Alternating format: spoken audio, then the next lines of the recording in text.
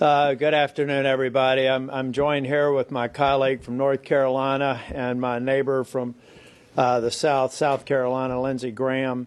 And we're here to talk about something that we think is critically important, that we do not miss the opportunity to deliver on before we leave town. And that is providing disaster relief for not only North Carolina, which bore the brunt of the storm damage in Helene, but storm damage from Milton, storm damage from Debbie, and storm damage from storms that happened years ago. That's what's a part of the more than $100 billion that was in what we thought was the agreed continuing resolution with the disaster supplemental attached to it. Now we know that that has fallen apart, and in some cases, I think, for good reason. But at the end of the day, the people of North Carolina, the people of South Carolina, Georgia, Alabama, Florida, the list goes on, Tennessee, need relief today. Because everyone needs to understand we're talking about a possible government shutdown here in Washington. Well, there are parts of this country that have been affected by the storm who are effectively shut down. And until we fund them, they have no hope. What I have in front of me right here, this stack of paper, these are the correspondence that I've received in my office since the storm.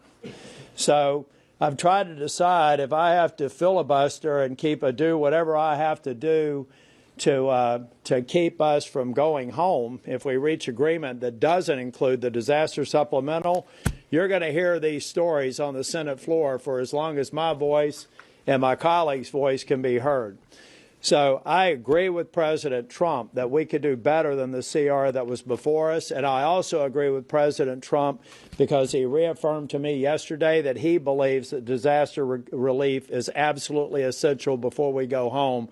So I'm just saying to my colleagues, don't forget the people who have been affected by these storms. Their future is literally in your hands. Now I'll turn it over to Senator Graham. If you don't mind, I'll just keep that there. Yeah, that sounds great. Yeah, thank you, Senator Tillis. And I've got an equal stack like this. We've been out there countless times. We've seen the need. Look, there's a tremendous amount that is up in the air right now, and I don't want to get into hypotheticals and different scenarios, but I want to make a couple things clear. The fact that Western North Carolina has had to wait for 83 days is just ridiculous, and it's a disgrace. We've got people freezing in tents. We've got delayed FEMA trailers, but it's time to get beyond these political games. You know, the initial CR, which is now dead, it was a mess. It was a 1,500-page insult to taxpayers. And I just want to make sure that people know for anything to pass, it has to have disaster aid for Western North Carolina to get my support. I appreciate Senator Tillis being in lockstep on this, as well as those who were affected, also from South Carolina and other states. I've had colleagues from both sides of the aisle that have been in disaster states and understand the need, the federal component of this, come to me and say, what North Carolina needs, just let me know, because I'm behind you. So it's not just me, it's not just us up here, it's lots of other colleagues as well. We need this and we need it now. So I talked to Governor McMaster. This thing's taller than I am, which is... You want me to get it out? Yeah, no, that's all right. Bad news is I'm not that tall. So the bottom line is I just talked to Governor McMaster. This is essential to South Carolina. Helena, Hugo is legendary in my state. It hit Charleston years ago. The cost of South Carolina, even adjusted for inflation, is twice what Hugo was. More in deaths, more in money. The last 3 hurricanes we've had in South Carolina, the FEMA request combined are less than this hurricane. I cannot tell you the level of destruction that's hit South Carolina in the most odd way. It's not along the coast. It's where I live, up in the northwestern corner of the state. It came through Augusta, North Augusta, went right up the Savannah River and wiped out Asheville. And everything sort of to the left of Beaufort to Charlotte, that line just flattened. I've never seen anything like it. So people ask me, what's going to happen? Here's what's going to happen. You're going to get the help you need now, not later. President Trump has committed to making sure that the disaster relief component is part of any deal to fund the government. I agree that CR had things in it should not, but disaster relief is an absolute must to get my vote and my support. I cannot go home, and I will not go home. I'll be reading letters with these guys until we make sure that the farmers who've lost everything, the families who've lost generations, not just one part of the family, entire families have been wiped out, that they know help is on the way. So how does this move in? People say you should pay for the disaster package. We haven't in the past, but now's not the time to bring that up. We've had months to talk about that, weeks to talk about that. Border security, taxes, we're going to pay for all that.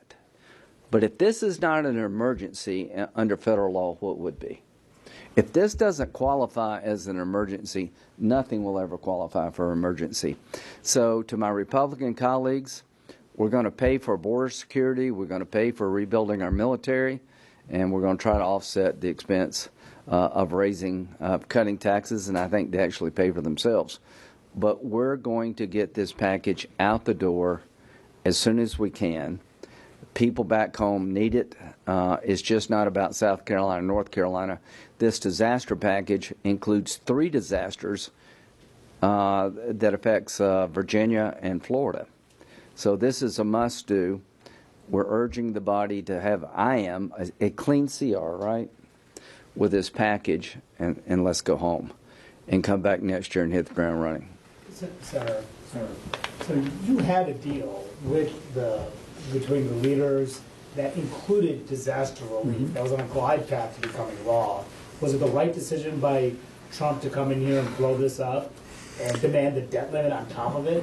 Well, I wonder whether or not we really even had a deal, because having been Speaker of the House before, the minute you got the votes, you take the vote. And so I believe that Speaker Johnson was doing the best he could to get support for it. But I'm not really sure that this is people reversing their decision. I think they made certain assumptions, and when they got further into the details of the bill, they just pulled back. And President Trump's right. If you look at a lot of the things that are in this bill, President Trump and others are right to criticize it. I'm happy with the clean CR and the disaster supplemental.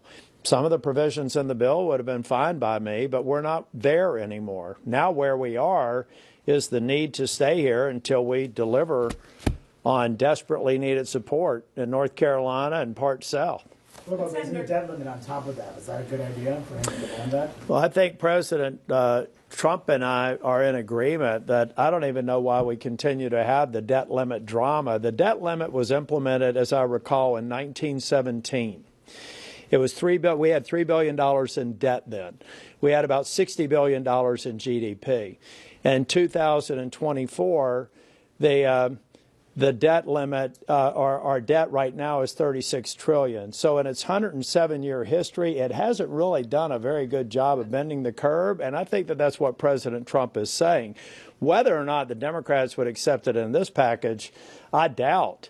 But that's a part of the negotiation in the Four Corners that hopefully reaches a positive conclusion that includes disaster recovery. But I just want to be clear to all of you. Is raising or eliminating the debt limit something that you support, and is tackling the debt limit worth risking this kind of aid? I won't speak for either of my colleagues here, but I'm less interested in that discussion and more interested in how we get disaster recovery done. I've made my point. I'm with President Trump. I do think that the debt limit is this fake sort of a deadline that we've never allowed to lapse. 107 years, we've never defaulted on the debt. The only thing we have done is continue to increase the debt. So I agree with President Trump. At some point, we should probably not make it the fake crisis that it is, which results in increased mandatory spending. But that's separate from the matter at hand. What I'm here to talk about is the need to fund the government, the need to fund disaster recovery, and the need to stay here until we do. But he's saying it's not separate. He's saying for him that's a must-do. President Trump. Yes. Well, Yeah, the bottom line is that's a negotiating posture that you go into a room and you have to convince 2 out of 4 people in that room who are Democrats who may have a different view. Well, you got to get 60 votes in the Senate, right? I voted to raise the debt limit. I voted against raising the debt limit. I don't want to default. There are some Republicans who've never voted to raise the debt limit and never will. So that's just a reality. So you have to get Democrats where you lose Republicans. Are they 60 votes in the United States Senate to raise the debt limit as part of this package? I will do that. So you need 59 more. All right. 58, yes. Going to the future for a minute, if the government shuts down, can disaster relief continue with federal workers that are there on the ground right now? That's a great question. I have to take it back for the record. You know, we have essential personnel, but that's a very good point. I'm looking at my staff. Do you just not know or going to check into it? Don't know? I would think put them on the that's- spot. Can you shift all the cameras back there? I'm just kidding. We'll get back to you. I'm assuming just logically that it would not put things down, but that is something for us to look at. Yeah. Mike Rounds is suggesting maybe bridge disaster relief to take you 3 months or 2 months into next year, and then you can do the rest of the disaster relief as part of the broader negotiations next year. What do you think of that idea? And secondly, what do you think is the minimum amount of disaster relief you need in this package right now? We need disaster relief in the tens of billions of dollars. Ladies and gentlemen, the more than $100 billion that were in the agreement are insufficient for all of the damage of Helene, Milton, Debbie, and other storms. We have to keep in mind agriculture relief, et cetera. So, no, I want now. The problem that I really have with this process is I hope we don't get to a point to where we politicize disaster relief. I have voted for every disaster relief, whether it was in my state or not, since the beginning of my tenure here in the Senate. And we've also never played the game of having an offset. Disaster relief is something that we get to people in their times of need. And there are thousands, tens of thousands of people who are desperate right now. I'm happy to have a discussion about bending the curve. In fact, I'm happy to have that discussion with anybody who's voting for the Social Security bill that's going to raid the trust fund of $200 billion over the next 10 years. Happy to have that discussion about that kind of spending. But when you're in the middle of a crisis, I don't think anybody's going to want to hear somebody come to the floor and talk about the fiscal responsibility of giving these people a home again or giving them an opportunity to open up a business again and employ people. So no, I don't think 10 billion or 20 billion, and I promise we'll do something more in March, is an acceptable solution. We know what the need is today. It was negotiated in a package, and it needs to be in a package to get my support to get out of here. Senators, what in particular do you want to remove from this package, given all the discussion about how it's too big? No, I think that's a question to ask the House. Look, ball control, and my colleagues can jump in on this. I want to get back to disaster recovery, so I'll give you all a little leeway, but I want to talk about why I'm here today. At the end of the day, it's a four corners discussion that ultimately has to satisfy enough members in the House to send it to us. I don't know if there's any scenario, Lindsay, you've been around here a heck of a lot longer than me. I don't see where there's any scenario where it would be useful for us to pass something to the House and hope that they pass it unless we have pre-conferenced it with them. So right now, those are great questions for the four corners and the members of the House who have to vote for something. And can I just make a political observation? I think we have a one-seat majority. Yeah. I think. It depends on what time of day it is. I doubt if you're going to get all Republicans voting for the bill. So the Speaker and the four corners and everybody else is going to have to get some Democrats to vote for the bill. When it gets over here, you need 60 of us. So the idea that you can write a bill that doesn't have to get some bipartisan support ignores the situation on the ground. We have to have Democrats and Republicans at the 60 level to get anything through the Senate. I am convinced Mike Johnson cannot get every Republican to vote for a package, and he's going to have to some way find Democrats. Here's what I would think that almost all of us agree on. Disaster relief is needed. It's needed now. And that is a unifying point. You guys, back in October, were talking about possibly bringing Congress back into session to vote on disaster relief. I think the former president even called for that. At this point, why don't you just push for a disaster relief bill to get a vote on it by itself?